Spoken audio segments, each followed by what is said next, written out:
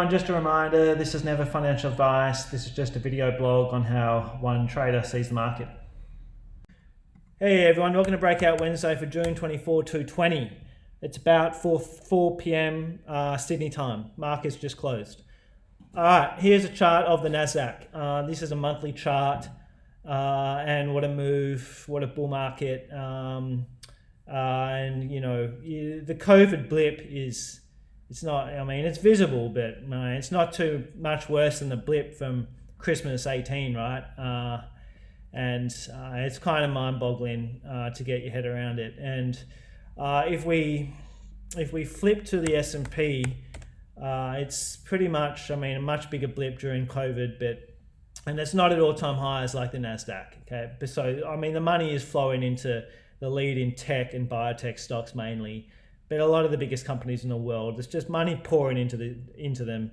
NASDAQ 100's where it's most concentrated. If we go to the Australian market, I mean, it is lagging big time. It doesn't mean there's not money to be made. There's been some huge moves on the Australian market lately, and there always is huge moves. If you're a stock picker, you can do well anywhere. But if you're an index follower, an ETF follower, then exposure to the NASDAQ, QQQ 100, top 100 NASDAQ stocks is really where the big returns have been. And it's been that way. It hasn't been that way since COVID. It has been that way for years now. If you look at a monthly chart of the NASDAQ, once again, you know, this is not a new thing, okay? The NASDAQ has been going pretty much straight up since January 09.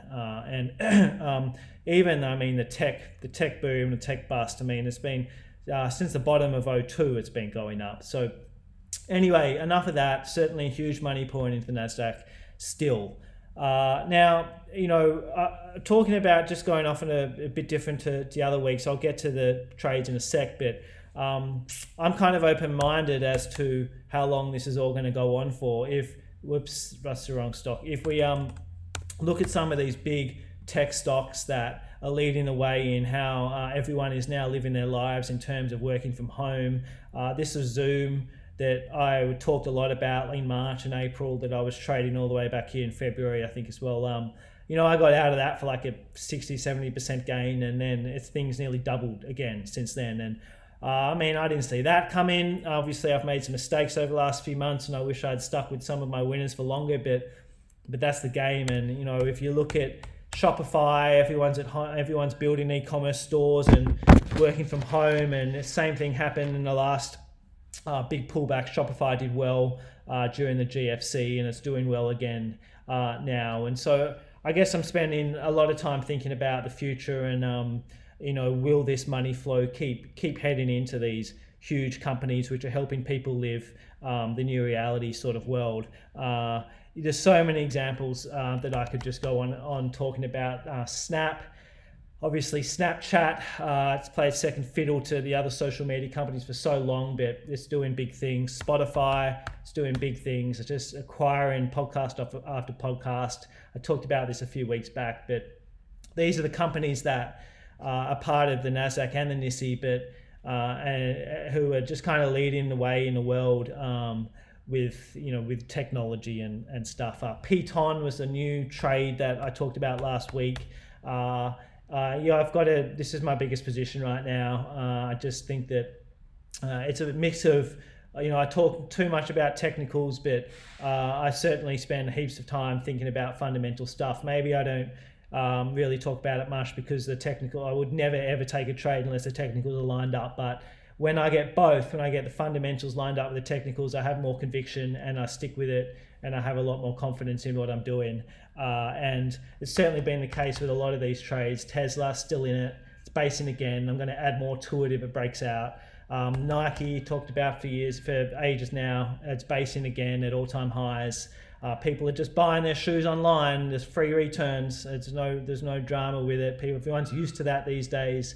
No biggie, and there's just so many companies in a similar boat.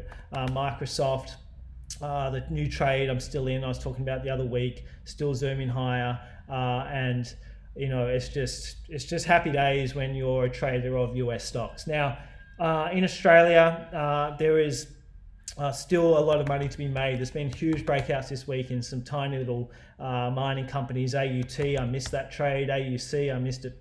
Missed this one too. So you just can't get them all, and unfortunately I missed those ones, but that's life, you know. ResMed setting up again. I've been long this forever, and you know, its on balance volume lately has been looking crap. It's been topping out and blah blah blah, but sometimes all that stuff you just need to ignore it, and that probably goes against everything else I've ever said. But for those who, I just think fundamentals do have a part to play, as long as the technicals and fundamentals line up. Okay, now a few trades. A losing trade from last week, MSB, all right? So even in these killer markets where things are just flying high, there's still losers. So MSB, I entered here, 397, had 2 good days, turned around and started dumping, stopped out, stop loss below this doji here, 395, stopped out about 393, 392, something like that. Wasn't the best fill in the world, so a small loss there. The thing is, like, you're never, ever going to get losing trades out of your trading.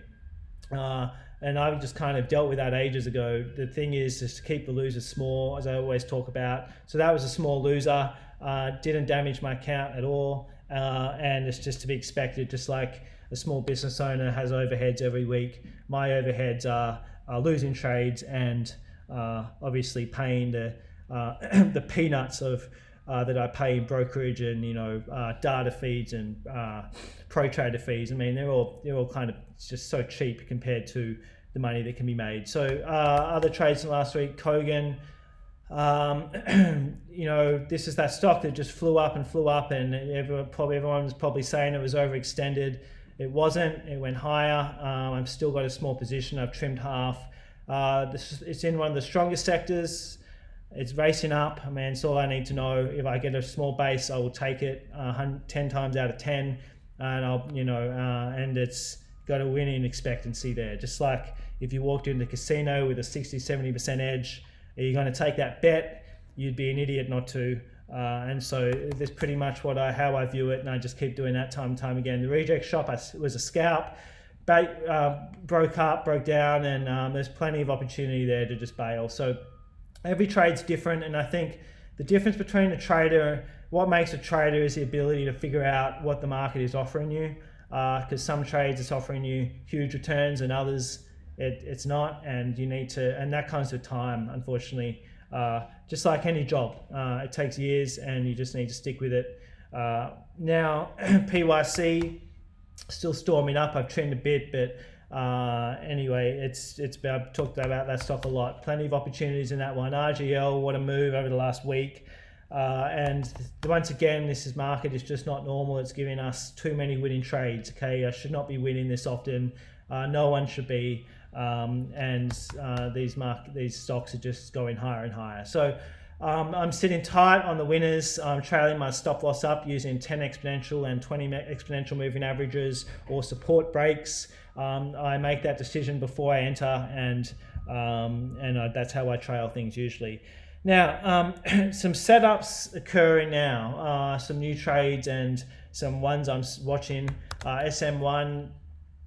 This is a milk stock, obviously. If you look at what A2M's done, A2M's done the last week, it had this nice base. It's above all its key moving averages. It's been unaffected by COVID. It's snapped up through this resistance, and it's retraced a bit now. But during all that time, SM1 has just been going sideways. Excuse me, guys. Now, this is not a perfect trade. It's below its key moving averages. It's 200 and it's 150 day. They're both sloping down, and they're just above the breakout level, which is these things. They're going to act as resistance. If they can storm through that, it's an incredibly good sign. But I'm expecting them to kind of struggle a bit now. For a setup like that, I'm going to trade this thing if it breaks out, but I'm only going to have maybe a half position on.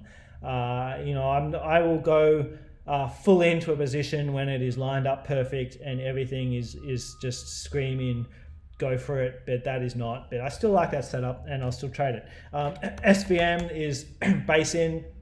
I need that to go base for at least another 4 business days, but it's totally setting up. Really, really strong unbalanced volume there. I'm probably not as diehard unbalanced volume user as a lot of pro trader members. But I guess my rule is that I like to see it making new highs before price. If it's down here not making a new high before price, I just kind of don't.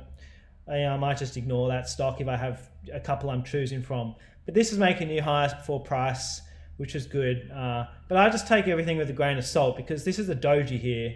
And the fact that on-balance volume went up today, it gapped up, yeah, but unless you're looking at the market profile throughout the day, there's no way to know whether from this chart in front of me this second, whether or not the buying was done down here or here, but if you went into an intraday chart and studied the volume profile of this day, you would be able to tell. But from a daily chart, it has its limitations. But anyway, I didn't mean to even talk about that, but I certainly do like the indicator though. Everything that Frank has taught about it is spot on. And so this is making a new high, and I'm going to keep an eye on that. But I do want that to base a bit longer. For me, it just needs longer to rest before its next fling upwards. MHC, this is just a tiny penny stock that's probably the crappiest company in the world. But when it comes to trading ASX stocks, there's a lot of crap companies out there. I have no idea, AUT, AUC, these big movers last week. Who the hell knows what these ones do? I mean, maybe they're crap companies too. Nearly every second ASX company that flies is a shit company, right? And it's just the way that the markets work. It's very different to the stuff I do on the NASDAQ and US markets when I'm actually looking at good companies that I use every day, companies that I love, companies that I believe in their products, and I'm sitting with those trends.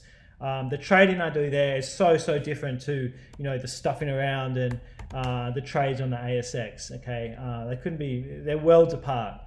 Anyway, enough on that. Another setup, MTH. Unfortunately, sorry guys, it left today.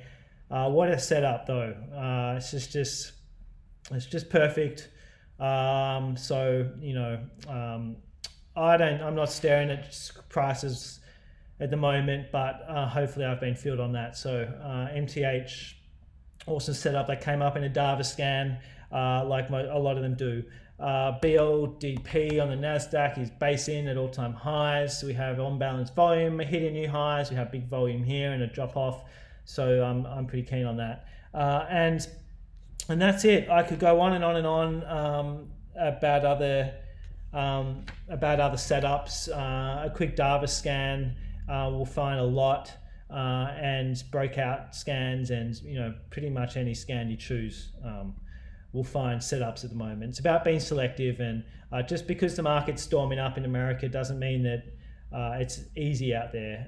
There's some pretty sharp snapbacks, and you can get caught on the wrong side of trades pretty quickly. Okay, cheers guys. Catch you next week.